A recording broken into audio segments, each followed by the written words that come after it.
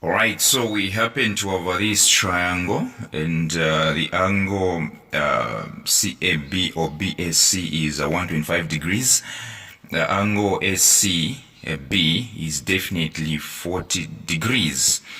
The distance SC is 275 kilometers. So we happen to have these questions as well. The first one is about calculating the distance of BC. I think that's where we start from.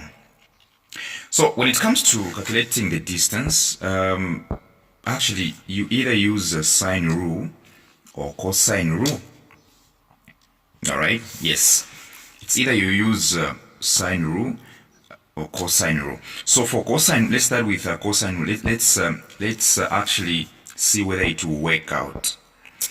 With cosine rule, for you to find BC, for you to find this distance BC, you need distance AB and distance AC. Alright, you need AB and AC.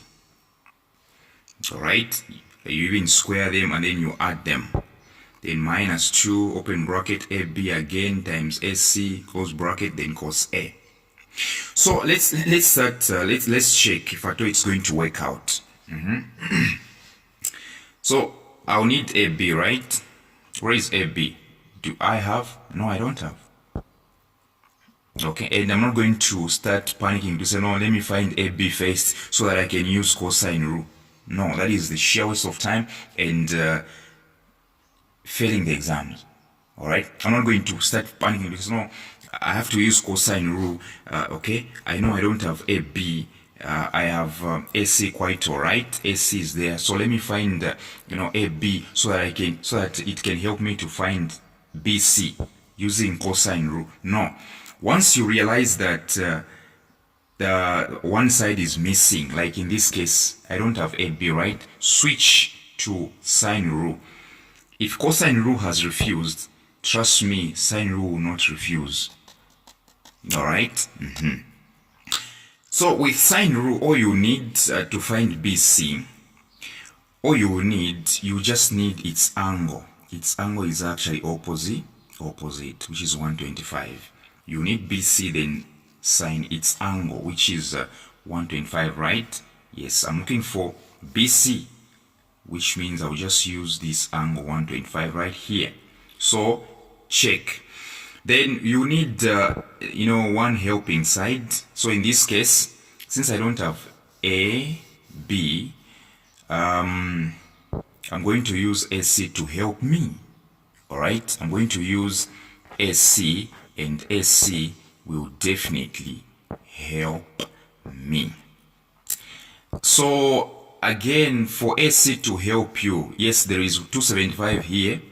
275 is showing, actually it's present. Okay, but even for this one, AC, which is having 275 to help you, it has to have its own angle, this here. Okay, so you realize that AB is missing, but it has got its angle, right? Yes, opposite, right? So since AC is the one that is present, let's force it to help us. So 275 is actually present, but I can't see its angle yet, because for it to help me, for AC to help me, it has to have its angle B, this one. So it won't be a problem. Reason being, I have two angles. They'll help me to find the third one. Alright? They'll help me to find this one. So for AC to help me, it too has to have its own angle. So I need to find this one for me to proceed. So what do? You simply add 125 to 40. What do you get? You get 165 degrees. Okay, now you remember the sum of interior angles of a triangle is 180, right? So you do 125 plus 40, you get 165. Then you subtract. You say 180 minus 165. What do you get? You get 15. So the angle which is here is 15. Alright, so now SC is very much eligible to help. Alright, it will help me clearly now because I have everything that I need. Its distance and its angle. So all you need to do is simply start filling in. You go like, okay, I'm looking for distance BC, looking for BC. So you say over its angle, sine angle, which is A, right? Yes. Then AC will help me. AC over its angle 15, right? Sine B, right? Sine B. So it's time for substitution. So BC is the one that I'm looking for. BC. Sine A is actually 125 degrees is equals to AC, which is 275, right? 275 over sine B, right? Sine B, which is 15, sine 15, right? Sine 15. What do? You cross multiply BC times sine 15. You get BC sine 15 degrees is equals to 275 times sine 125, right? So what do to find BC? You divide both sides by sine 15, right? So that BC can remain alone. 15, like this. So BC is equals to, you multiply 275 times sine 125. Alright? You punch on your calculator. 275 times sine 125. Then the answer it gives you, you divide by sine 15. So you begin on top. You go like 275 times sine 125 divided by, first you find the answer, then you say divided by sine 15. Alright? What are you getting? Obviously you're getting 870, right? 0.4 kilometers. Yeah, it has to be 870.36, something like that, but you just round it off. And so you have it. BC is 870.4. 870.4 kilometers. Here you have it. So now the second question is, finding the area of this triangle. Now, finding the area of this triangle, first of all, what you need to do, you have to check the sides that you have. Alright? So even AB can work, although I don't have it yet. I can use these sides to find it, but that is sheer waste of time. Why don't you use the sides which are present? All you need for you to find the area, you need two distances. I'm saying even AB can work, but the problem is that I'm going to, yes, I'll find it, and then it can work to find area, but that is time wasting.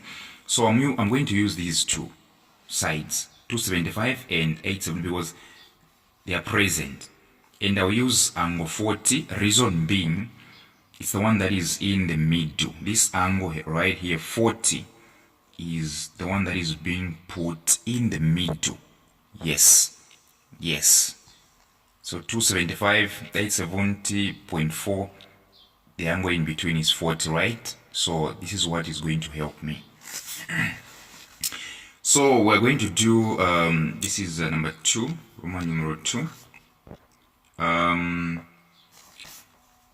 Area, in this case, is going to be 1/2 times A times B times sine theta, right?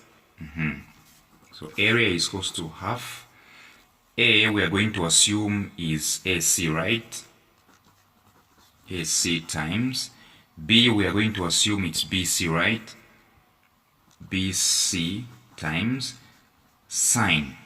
Okay, so the angle that we are using is 40. Reason being, this is the angle that is in between the sides that I'm using.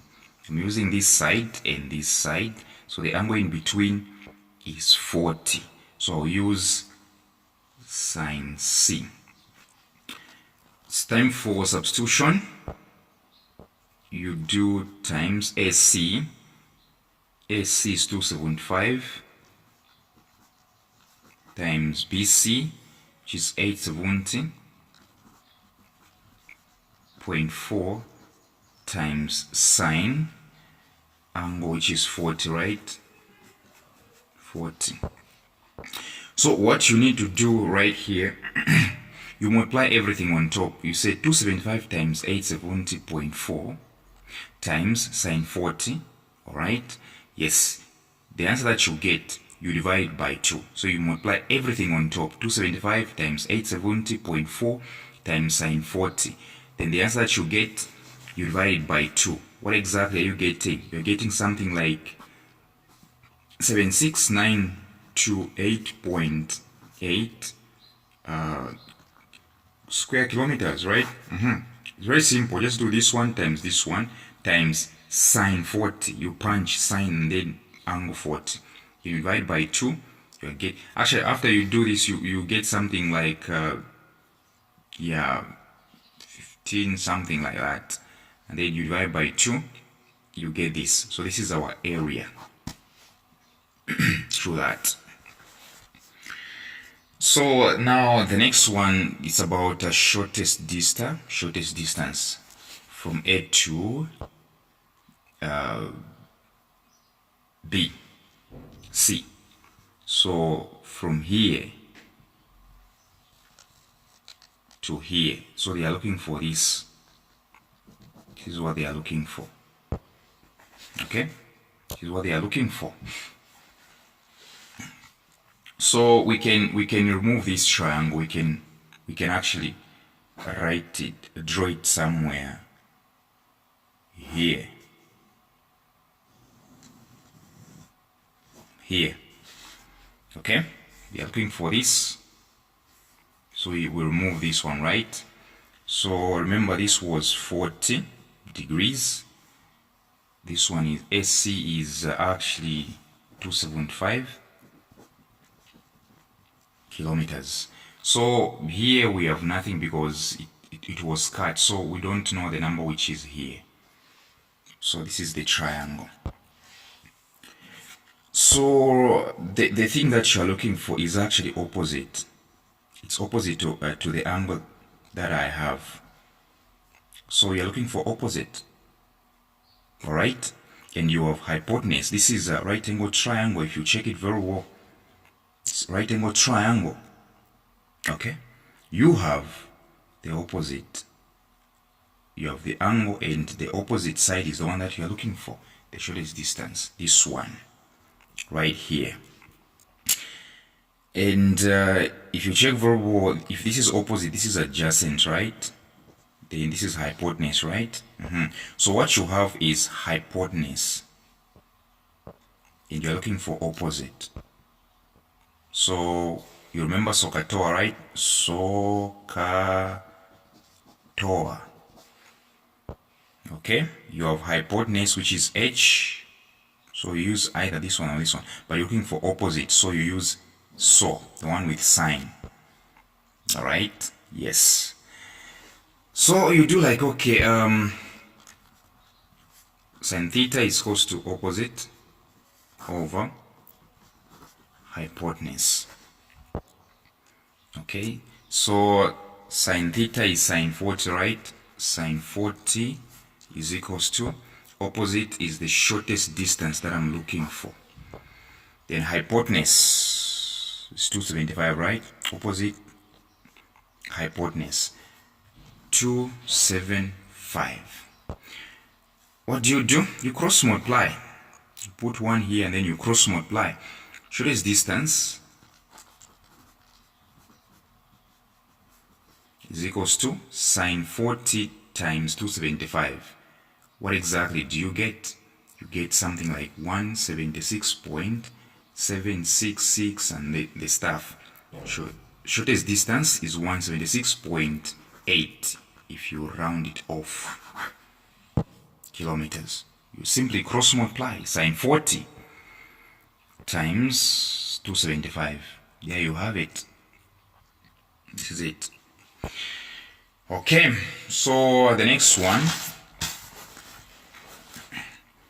about solving the equation. This is B actually. Solving the equation 13 cos theta is equals to 5. Yes, and then we have the range. I mean, the domain. Yeah. So what do you do with this? First of all, you have to do this. You divide both sides by 13, okay? You divide both sides by 13. You do this. So that you remain with cos theta is equals to 5 over 13. So it's now cos theta is equals to 5 divided by